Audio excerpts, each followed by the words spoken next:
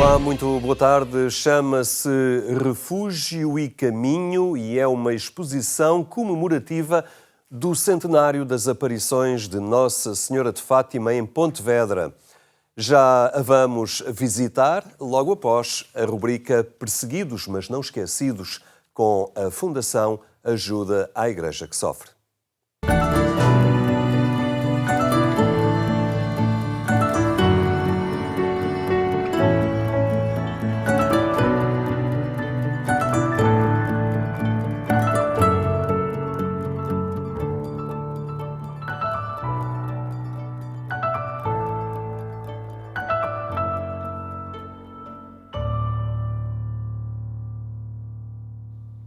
Ucrânia, Irão, Líbano, Afeganistão, Paquistão, Sudão. Quantos milhares de pessoas terão já perdido a vida nestes países só nos últimos 2, 3 anos? Bom, nesta contabilidade não entram as vítimas, sempre aos milhares também, dos ataques terroristas, por exemplo, no Burkina Faso, no Mali, na Nigéria, na República Democrática do Congo, no norte de Moçambique. Quantos milhares, quantos milhões de mortos, de feridos, de vítimas? Quantos milhares também de órfãos, de viúvas? Perante tudo isto, que fazer? Talvez rezar. Neste mês tão especial dedicado a Maria, neste mês de maio, a Fundação AIS volta a lançar um desafio aos portugueses. Vamos rezar o terço todos os dias, a todas as horas, a todos os minutos, como Nossa Senhora pediu aos pastorinhos em Fátima. É que em 1917, quando a Senhora vestida de luz apareceu às 3 crianças, o mundo estava em guerra, tal como agora. Earth-changing events often begin in silence. This time was no different. A cruel war was raging throughout the world, while Lucia, Francisco, and Jacinta were grazing their sheep as usual near a little Portuguese village. A lady in resplendent light appeared to them, saying that she had come from heaven. She asked them to pray faithfully and say the rosary for the peace in the world. She warned that if people did not stop offending God, an even more terrible second war would follow. A multitude of pilgrims began coming to Fatima. During one of the following apparitions, the Mother of God asked for Russia to be consecrated to her Immaculate Heart. If not, Russia would spread its errors throughout the world, and wars, suffering, persecution of the Church and of the Holy Father would follow. The Russian Revolution followed soon after. Nazi rule began in Germany, and the world was engulfed by yet another war. Few understood the link between these tragic events and human sinfulness, the link about which the Mother of God had warned the world, and the reparations necessary in order to prevent them. This link, however, was clear to Werenfried von Straten, a Norbertine Dutch monk, moved by the Fatima apparitions and the call to mercy that followed from them. He persuaded European nations to help a broken German population. Those who up until recently had occupied much of Europe now lay in defeat, suffering devastating hunger and poverty. This love for neighbor and call for reconciliation lay at the roots of Aid to the Church in Need's foundation. In this aftermath, the communists too were sowing death and terror behind the Iron Curtain, resulting in the annihilation of over 60 million people. Their road to complete victory was blocked only by their population's faith in a power greater than evil. And so the communists declared a total war on God. Driven by this suffering of the people of God, Aid to the Church in Need began to support the Church in the East. Father Werenfried knew that this wasn't only about Russia. He warned that the ideology of atheism and unbridled freedom would lead to enslavement. Recognizing the prophetic message of Fatima, Father Werenfried consecrated his work to Our Lady of Fatima. Today, Aid to the Church in Need, a pontifical foundation, continues its service to Christians around the world through information, prayer, and action. Wherever they are persecuted or oppressed or suffering material need.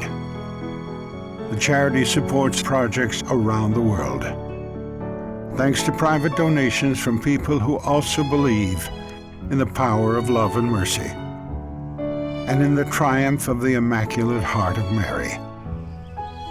It all began on a certain afternoon when 3 small children saw the Mother of God and believed her in silence. A história da Fundação AIS está intimamente ligada a Fátima, às palavras proféticas de Nossa Senhora, ao apelo à oração pela paz, à urgência do perdão, à necessidade da reconciliação. Passaram 109 anos desde esse dia 13 de maio em que a Mãe de Deus sobressaltou Lúcia, Jacinta e Francisco. O mundo estava em guerra. Infelizmente, um século depois, o mundo continua em guerra. É importante revisitarmos as palavras de Nossa Senhora às 3 crianças portuguesas.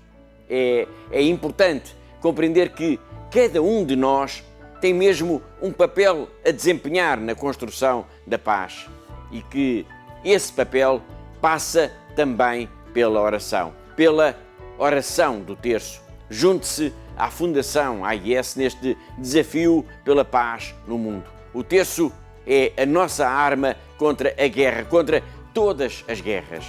Todas as semanas nós marcamos encontro aqui porque há uma igreja que precisa da nossa ajuda.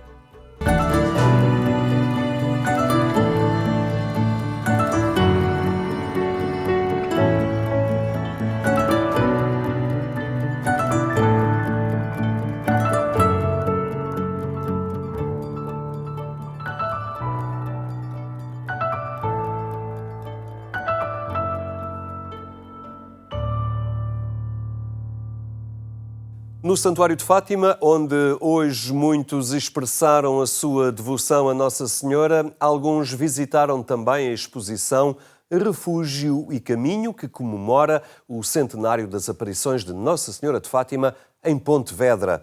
Uma oportunidade que hoje também lhe propomos aqui no programa Eclésia. É isso mesmo, Henrique. Encontramos-nos no piso inferior da Basílica da Santíssima Trindade, no Santuário da Cova da Iria. É aqui que se situa a mostra que celebra as aparições da Virgem Maria à Irmã Lúcia em 1925 e 1926, quando a vidente se encontrava a residir em Pontevedra, em Espanha. Esta exposição foi inaugurada em novembro de 2025 e hoje convidamos-lo a conhecer numa visita guiada na companhia do diretor do Museu do Santuário de Fátima, Marco Daniel Duarte.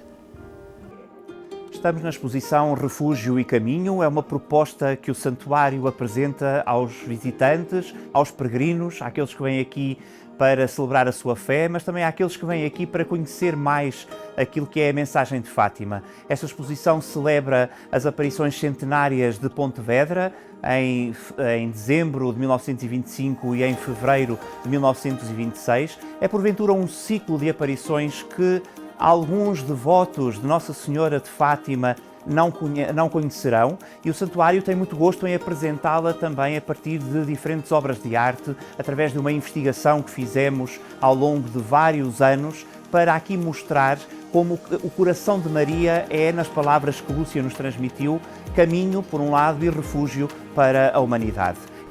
A exposição é composta por 7 núcleos. No primeiro núcleo, o visitante vai, de facto, ter noção desses 3 ciclos da história e mensagem de Fátima: o ciclo angélico, o ciclo mariano e aquilo que nós chamamos de ciclo cordi mariano, precisamente a partir da palavra coração e da palavra Maria.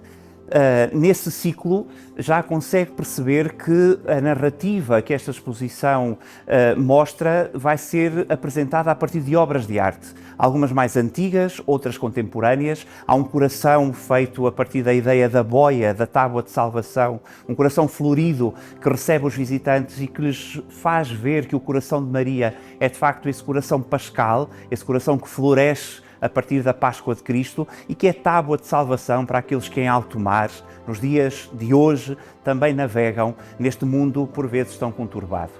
É depois colocado diante do visitante o tempo e o espaço destas aparições de Pontevedra, que acontecem precisamente em dezembro de 1925 e em fevereiro de 1926. Estamos a celebrar o seu centenário.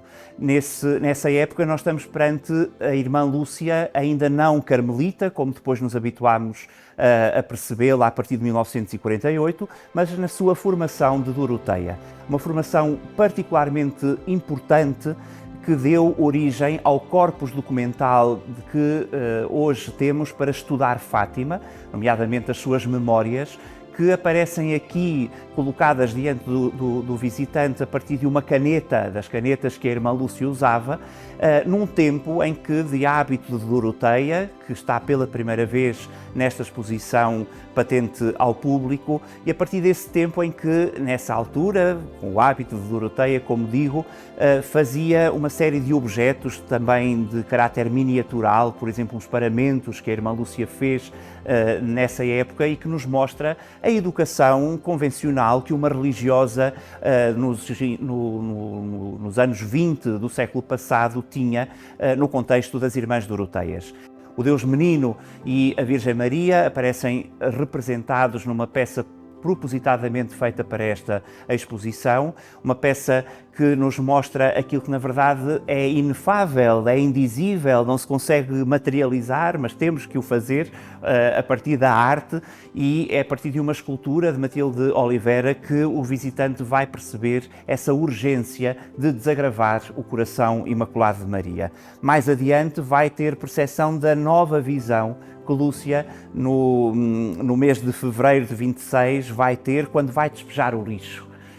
Para fazermos esse gesto de despejar o lixo, o que é o lixo atualmente? É o lixo dos pecados capitais que nós pusemos num ecrã de computador e convidamos o visitante a colocar no lixo dos nossos ecrãs.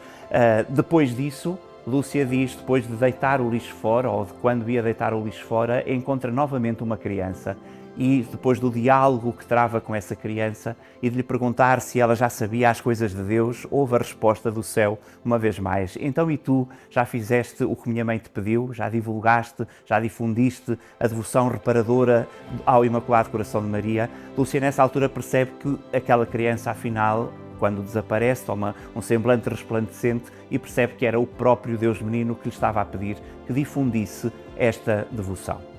Esta exposição pretende que o visitante se sinta também dentro desta história maior, que é a de tirar esses espinhos. E precisamente neste espaço onde se encontra uma via sacra feita pelas mãos de Joaquim Correia, onde se encontra um coração muito forte, plasticamente forte, cheio de espadas, de espinhos, de facas, um coração que aparece enquadrado por fotografias de um fotojornalista de guerra que nos mostra que a paixão de Cristo continua a acontecer na história da humanidade. É precisamente neste lugar que o visitante pode tirar um espinho, para se sentir convidado também a fazer parte desta história, a história que se mete no dia a dia da nossa vida, a uma escala global, nessas guerras que infelizmente nós não podemos travar, mas também nas guerras que nós podemos travar e para as quais podemos contribuir com os pequenos passos que o nosso coração é chamado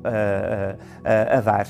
É este espinho que agora vamos levar nos nossos dedos, nas nossas mãos, percorrendo todo o resto da exposição, para que possamos sentir quais são os passos dessa pedagogia que é ensinada aqui em Fátima, a pedagogia de desagravar o coração de Maria, de olhar para aquele coração e de, segundo o método que Lúcia diz ser tão importante para a Igreja, que é aqueles que se confessarem, que receberem em comunhão o corpo do Senhor sacramentado, que rezarem o terço, que meditarem 15 minutos nos mistérios do Rosário, fazendo isto durante 5 sábados seguidos, poderem assim alcançar aquilo que todos queremos, que é ver a Deus. configurar o nosso coração, tal como Maria configurou o seu coração com o coração de Deus.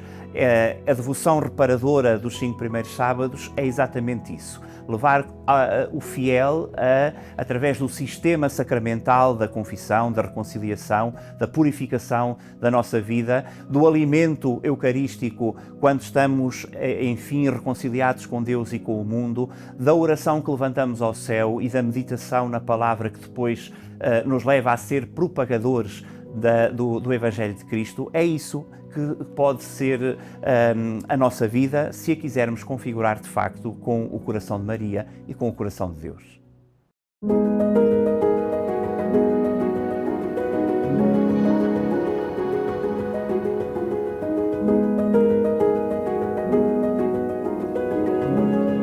Os fatimólogos, na época em que perceberam esta devoção ser tão importante para a Igreja, procuraram saber pormenores sobre esta devoção e perguntavam muitas vezes à irmã Lúcia porque é que eram 5 os sábados que a Virgem Maria pedia para esta reparação. A irmã Lúcia chega à conclusão que esses sábados são 5 porque são 5 os ataques, as blasfémias, para usarmos a expressão que aparece na documentação da irmã Lúcia, são 5 as blasfémias contra o Imaculado Coração de Maria. As razões são estas, diz a irmã Lúcia. A primeira é por causa das blasfémias contra aqueles que negam o dogma da Imaculada Conceição, e tudo isto aparece na exposição a partir de obras de arte, quer da arte antiga, quer da arte contemporânea, neste caso a partir de um tríptico que mostra a Imaculada Conceição no contexto da sua concepção virginal com Santa Ana e São Joaquim, uma peça de Diogo de Contreiras que nos vem da sede de Évora. Depois a blasfémia seguinte que aqui aparece figurada é aqueles que negam a virgindade perpétua de Maria, esta representação plástica do jardim fechado, se quisermos, do hortus conclusus, aquele jardim onde só Deus entra, obviamente para fecundar do ponto de vista do mistério a Virgem Maria e dar lugar à encarnação do Verbo de Deus. Depois, a maternidade divina de Maria, Maria como mãe dos homens e mãe de Deus, aquela que é a Theotokos e a Mater Dei, e que aparece nesta exposição também com peças ligadas à arte antiga, mas também à arte contemporânea, que mostra a Madonna com o menino no seu regaço, o menino, Deus feito homem, aquela criança, ou Deus humanado, e também a partir de um M disposto de uma forma mais conceptual, uma peça de Ana Lima Neto, que mostra depois uma taça dourada, o sol, que é Cristo, e o sal da terra, que salga a vida da humanidade. Ainda também a questão daqueles que afastam as crianças da Virgem Maria, e para mostrar essa questão fomos procurar colaboradores muito especiais para esta exposição e pedimos à creche, ao Jardim de Infância Jacinta Marto, aqui em Fátima, que nos fizesse uns moinhos de papel que pusemos a movimentarem-se, aqueles que estão mais perto da fonte do vento que as faz movimentar, aqueles que estão mais perto de Maria, obviamente, e aqueles que estão mais afastados e que ficam quietos, para mostrarmos plasticamente esta importância de não afastar as crianças do culto mariano.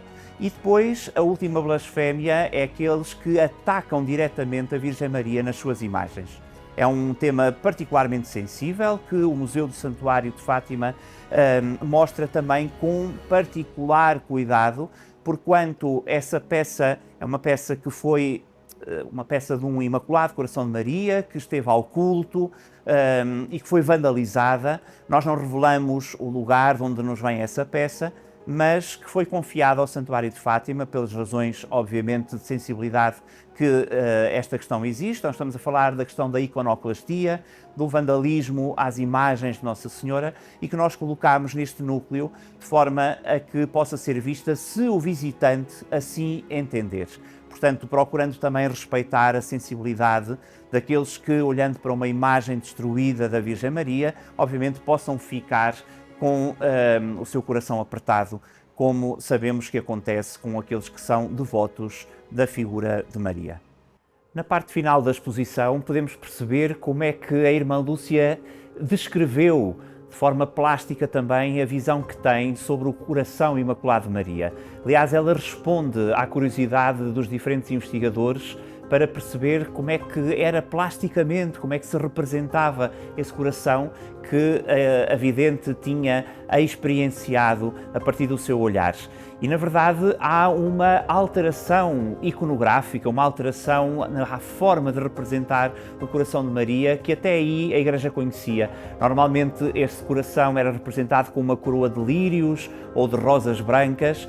Lúcia vê o coração de Maria em Fátima cercado de espinhos. E de onde é que vêm esses espinhos? Obviamente a exposição dá conta disso.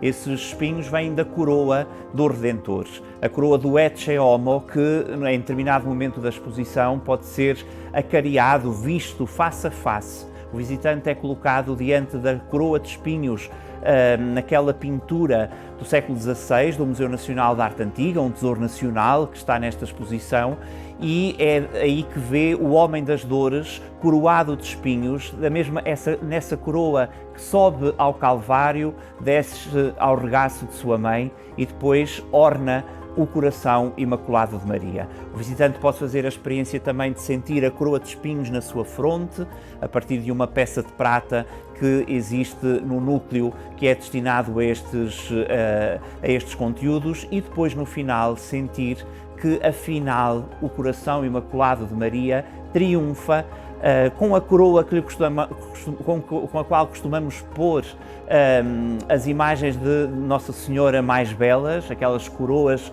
de rosas, e que afinal são nem mais nem menos do que a metáfora mais bela dessa coroa que verdadeiramente nos liga à redenção de Cristo, ao mistério pascal da humanidade. Cristo está coroado não com a coroa de um rei à maneira da terra, mas com a coroa do serviço, de se entregar até ao fim. E é isso que o visitante aqui também vai fazer. Vai deixar aquele espinho que trouxe durante toda a exposição e vai colocá-lo nesta coroa de espinhos que estamos a formar desde a primeira hora e que se vai transfigurar na coroa de rosas com a qual nós costumamos ornamentar as imagens de Nossa Senhora. Este é o grande desafio desta exposição. Nesta exposição, que pode ser vista até ao dia 15 de outubro do próximo ano de 2027 e que durante todos os dias da semana está à disposição daqueles que vierem a Fátima para experimentarem esta forma de olhar o coração imaculado de Maria. É de facto o coração que mais se configura com o coração de Deus, é este coração que bate ao ritmo do coração de Deus e que quer que os seus filhos também configurem o seu coração com o coração de Deus. Estamos todos convidados. E com esta toada mariana chegamos ao fim do nosso espaço informativo. Tenha uma boa tarde e até amanhã, se Deus quiser.